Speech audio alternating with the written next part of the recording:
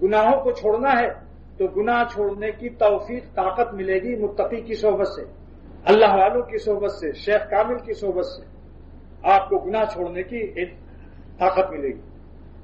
Number 2، رمضان کا مہینہ بھی اسی کام کے لیے ہم نے فرض کیا، وہ مکان ہے، اللہ والوں کے پاس رہنا مکان ہے، جگہ ہے، اور یہ زمانہ ہے۔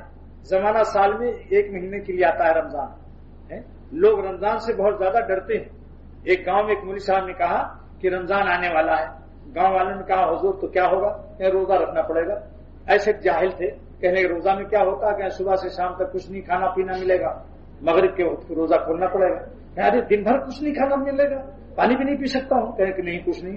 کہ تو یہ روزہ فرض کیسے ہوتا ہے؟ یعنی مغرب کی طرف سے چاند نظر آتا ہے رمضان کا، اسی دن سے فرض ہو جاتا ہے۔ مغرب کی طرف سے آتا ہے رمضان، چاند کا لفظ نہیں کہا انہوں نے، کہا مغرب کی طرف سے آتا ہے۔ اس نے پوچھا کدھر سے رمضان آتے ہیں؟ کہا مغرب کی طرف سے۔ بس مولوی صاحب تو چلے گئے۔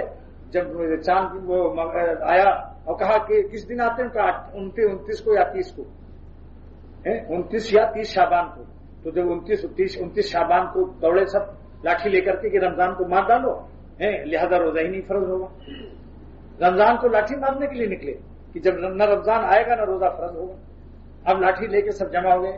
مولوی صاحب سے پوچھ لیا تھا مغرب کی طرف سے آئے گا، لہذا جب مغرب کی طرف پہنچے تو دیکھا کہ ایک اونٹ والا آ رہا ہے اور سورج ڈوب رہا ہے۔ انہوں نے بتایا سورج ڈوبتے ہی آ جائیں گے، وہ رمضان سورج ڈوبتے ہی رمضان آ جائیں گے۔ تو انہوں نے سورج ڈوبنے سے پہلے ہی لاٹھی لے کر فوج کی طرح کھڑے ہو گئے، لاٹھی تھانے ہوئے کھڑے ہیں۔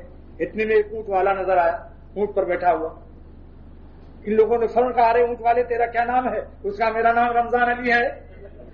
ارے کہا یہی ہے کم بخت، یہی روزہ فرض کرے گا، دے دینا دے دینا۔ وہ پٹائی کی کو بھاگا، اس نے کہا میں کیا مصیبت میں آج، پتا نہیں کیوں کم بخت مجھے آج مار رہے ہیں۔ بے وجہ بے بھاؤ پٹائی کی، وہ بیچارہ جان لے کر بھاگا۔